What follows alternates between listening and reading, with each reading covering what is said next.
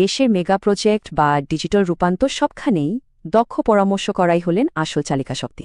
কিন্তু সরকারি বা আন্তর্জাতিক প্রকল্পে দিনরাত কাজ করলেও এ পেশাদারদের আয়ের ওপর এখন নেমে এসেছে এক অদৃশ্য খড়গ।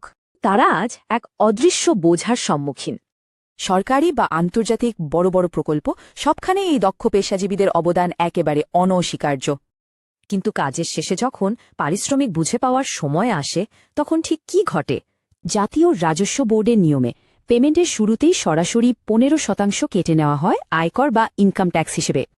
এখানেই কিন্তু শেষ নয়, ভ্যাট বা মূল্য সংযোজন করের নামে কেটে রাখা হয় আরও ১৫%। হিসাবটা দাঁড়ালো দিন শেষে একজন পরামর্শকের কষ্টার্জিত চুক্তিমূল্যের প্রায় ৩০%ই পেমেন্টের সময় হাওয়া হয়ে যায়।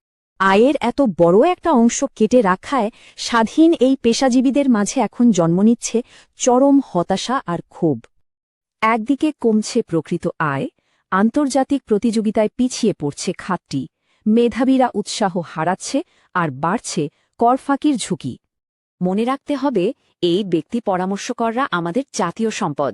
এদের সুরক্ষা আর ন্যায্য অধিকার নিশ্চিত করা সরকারেরই দায়িত্ব। বিস্তারিত জানতে হলে কমেন্ট বক্সের লিংক দেখুন অথবা procurementbd.com ওয়েবসাইট ভিজিট করুন।